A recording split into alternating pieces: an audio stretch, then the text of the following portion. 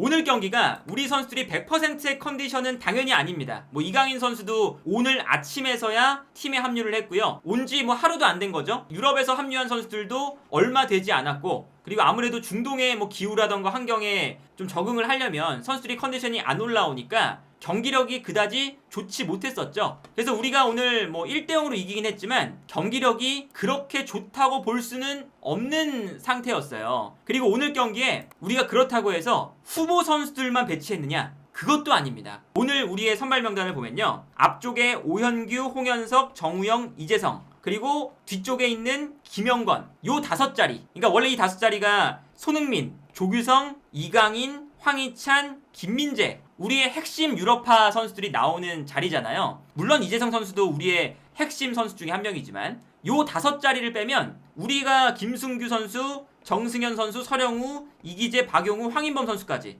요 6자리는 우리가 원래 주전으로 나왔어요. 그리고 심지어 오늘 경기는 이라크도 1군이 아니라 약간 1.5군 정도로 나왔던 경기였습니다. 그런데 이제 오늘 경기에서 우리가 경기력이 어쨌든 뭐 컨디션도 안 좋고 현지 적응에 대한 그런 문제도 있고 연습 경기다 보니까 뭐 100% 전력을 다하는 경기도 아니었고, 하지만 우리의 약점이 오늘 경기에서도 다소 나타나는 모습이 보였다. 이제 어떤 거냐면 오늘 당연히 이라크가 다소 내려가서 수비를 많이 하잖아요. 그리고 우리는 올라와서 압박을 하기도 하고 공격적인 플레이를 할 때 라인이 어쨌든 올라와요. 그런데 오늘도 클린스만 감독은 홍현석과 오현규 선수를 높은 지역까지 올리고 이재성, 정우영 선수도 올라갑니다. 여기에 대해서 황인범 선수까지 올라가서 좀 플레이를 하다 보니까 중원에 박용우 선수가 약간 외로워지죠. 그리고 여기에 대해서 이재성 선수가 약간 중앙으로 들어오니까 서령우 선수도 오버래핑을 해요. 그리고 여기에 더해서 이 왼쪽에는 정우영 선수가 벌려줄 때 이기재 선수가 약간 안쪽으로 좀 들어가다 보니까 결과적으로 이 수비 라인 앞에 과도하게 공간이 벌어지는 그런 장면들이 많이 나옵니다. 그리고 여기서 우리가 이 수비 라인과 공격 라인이 좁아지면 모르겠는데 이 수비 라인과 공격 라인도 컨트롤이 좀 안 됐어요. 그래서 우리가 역습당할 때 보면 우리 수비 라인은 다소 뒤에 있고 나머지 선수들은 올라가 있고, 심지어는 박용우 선수까지 올라가면서 우리의 수비 라인 앞 공간이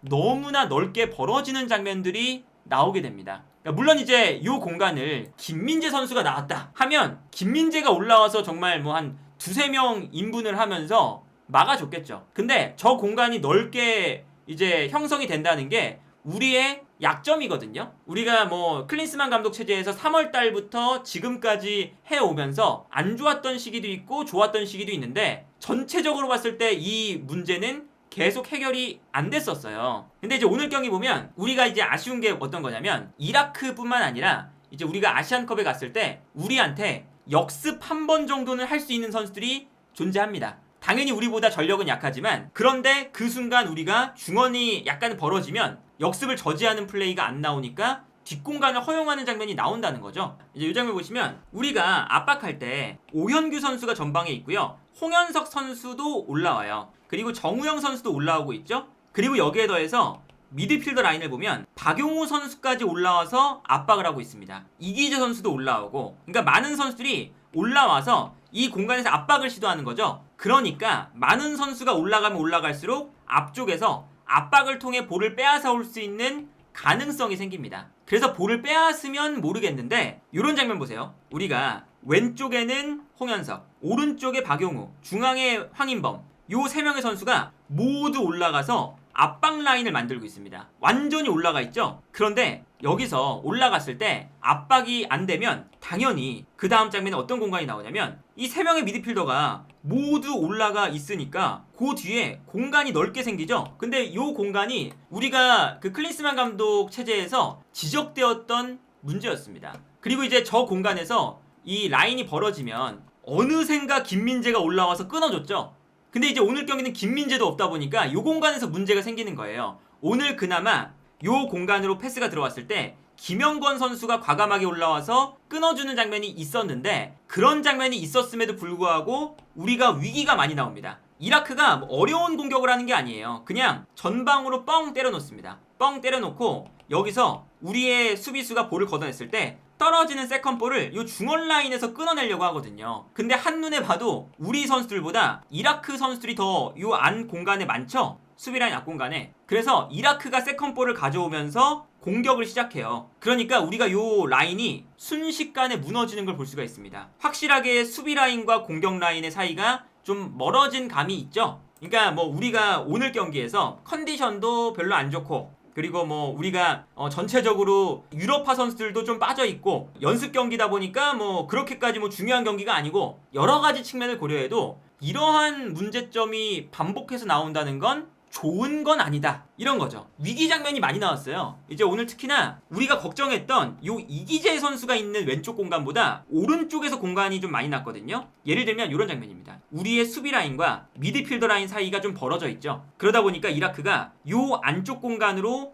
패스를 집어 넣어요. 그러면 이라크가 볼을 끌고 올라가는데 꽤나 넓은 공간에서 볼을 계속 가지고 올라가는 거죠. 그러다 보니까 뛰어 들어가는 공격수에게 한 번의 패스를 찔러줄 수가 있습니다. 그리고 이제 우리가 뭐 김민재 선수가 있는 바이에른 뮌헨이라던가 손흥민 선수가 있는 토트넘이라던가 라인이 높은 팀들의 특징을 보면, 라인이 올라갔을 때 뒷공간이 많이 나오잖아요. 그러면 앞쪽에서 뒷공간으로 패스를 할 수 없는 상태를 만들기 위해 앞에서 압박을 하죠. 근데 그 압박이 안 되면 수비수는 불리해질 수밖에 없습니다. 근데 여기서 뒷공간으로 패스가 들어갈 때 오늘 정승현 선수가 컨디션이 그렇게 좋은 상태가 아니었던 것 같아요. 그래서 뒷공간으로 패스가 들어가는 순간 정승현 선수가 이라크와의 공격수와 경쟁했을 때 스피드 싸움에서 지는 모습이 나왔죠. 그래서 여기서 이라크에게 완벽한 1대1 찬스를 허용하는 모습이 나옵니다. 그러니까 이런 걸 보면 오늘 경기가 기본적으로는 아쉬움이 많이 남는 경기일 수밖에 없다. 이제 특히나 수비적인 측면에서 우리의 요 밸런스가 살짝 무너진다는 게 좀 아쉬웠어요. 그리고 이제 심지어 후반전에 1군 선수들이 들어왔을 때도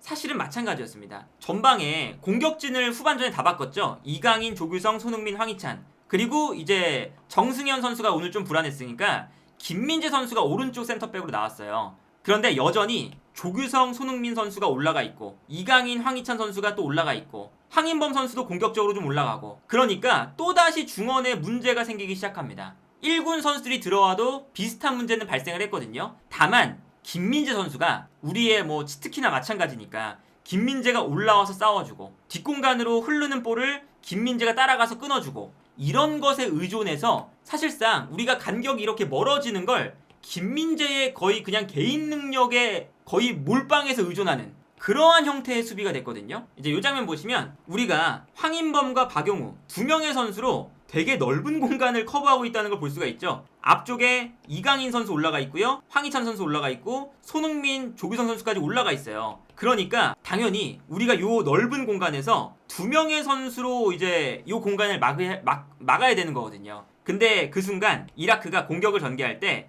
박용우 선수가 올라오는 것을 이용해서 박용우 선수의 뒷공간을 공략을 합니다. 그래서 앞쪽으로 패스를 보내주고, 패스를 받는 선수가 요 안쪽으로 패스를 넣어주거든요. 그런데 박용우 선수가 이 자리를 비우니까 가뜩이나 공간이 큰데 박용우까지 올라가면서 너무나 쉽게 상대 공격수가 볼을 끌고 올라오고 있어요. 그리고 여기서 정말 다행이었던 건 조규성 선수가 워낙에 많이 뛰는 선수다 보니까 앞쪽에 있다가 엄청 내려와주면서 박용우 선수 자리를 조규성 선수가 메꾸고 있어요. 그래서 여기서 조규성 선수가 막 달라붙어 주긴 했는데, 그래도 박용우 선수 같은 전문적인 수비형 미드필더가 아니니까 역시나 요 수비 라인 앞 공간이 살짝 비는 장면이 나오죠. 그래서 요 공간으로 패스가 들어갔는데, 이제 여기서는 우리 김민재 선수가 이제 있기 때문에 패스가 들어오는 순간 김민재가 올라와서 이 패스를 끊어버리는 걸 볼 수가 있습니다. 그러니까 이거는 사실 김민재의 그냥 개인 퍼포먼스에 대부분 의존을 해야 되는, 이러한 사실은 그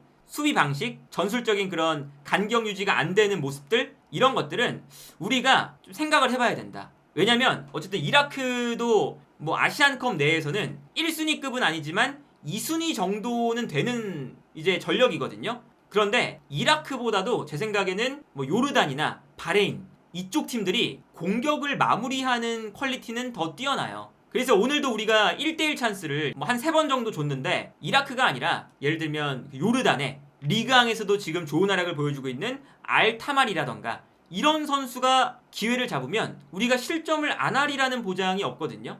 이런 걸 보시면 전체적으로 봤을 때 부족한 부분이 오늘 경기도 있었다. 그리고 이제 아무래도 이런 이제 불안한 부분들이 3월 달부터 지금까지 계속 똑같이 지적되는 부분이기 때문에 남은 기간 동안 이러한 좀 안 좋았던 부분들을 잘 커버를 해서 갔으면 좋겠다 라는 생각이 들고요. 다만 우리가 후반전에 이강인, 조규성, 손흥민, 황희찬이 들어왔을 때, 그리고 전반전에 우리의 주전급 멤버라고 할 수 있는 이재성이 있을 때, 그때는 우리의 그 주전 공격진이 확실히 잘하는구나 라는 걸 느낄 수가 있었어요. 예를 들면 오늘 우리가 어떤 공격 방식이었냐면, 아무래도 이라크가 밀집 수비를 하니까 공간이 별로 없는데, 이때 전반전과 후반전이 가장 달라진 거는 아무래도 이강인 선수 때문이죠. 물론 이강인 선수가 오늘 컨디션이 그렇게 좋지 않았는데, 이강인 선수가 볼을 잡았을 때 약간 안쪽으로 들어오면서 수비를 끌어당깁니다. 그리고 서령우 선수가 올라오죠. 그리고 서령우 선수가 올라와 주니까 어쨌든 수비가 분산이 좀 돼요. 근데 여기서 분산이 될 때 이강인한테 어쨌든 약간 쏠려있는 공간이 있으니까 이번에는 반대의 공간이 납니다. 그러니까 만약에 이강인 선수가 볼을 잡으면 여유가 있을 때 뛰어들어가는 조규성이나 손흥민에게 스루 패스를 찔러줄 수 있는 기회가 나오고, 이강인 선수한테 수비가 많이 쏠리면 반대편의 공간이 나요. 그리고 이때 오늘 이기재 선수가 약간 살짝 들어와서 여기서 패스를 뿌려주죠. 그런데 요 라인에서 이기재의 크로스가 오늘 매우 좋았습니다. 기록을 봐도 이기재 선수가 오늘 경기 전체를 통틀어서, 물론 이제 뭐 이강인 선수는 후반전 들어와서 퇴장당하기 전까지 출전 시간이 좀 적긴 했지만, 이기재 선수가 키패스 4번, 양팀 통틀어 가장 많은 찬스를 만들었습니다. 크로스도 5번 중에 2번 성공, 롱패스도 2번 중에 2번, 100% 성공이에요. 그래서 사실 이기재 선수의 왼발이 돌아오기만 한다면 우리에게 공격적인 옵션으로서 아주 큰 역할을 할 수가 있으니까, 이러한 점들은 우리가 매우 긍정적인 포인트였다. 그러니까 이런 것들은 우리가 공격적으로 봤을 때 좋은 플레이들이 많이 나온다. 그리고 이러한 플레이들이 어쨌든 컨디션이 좋아지고 실제로 이제 대회가 시작되면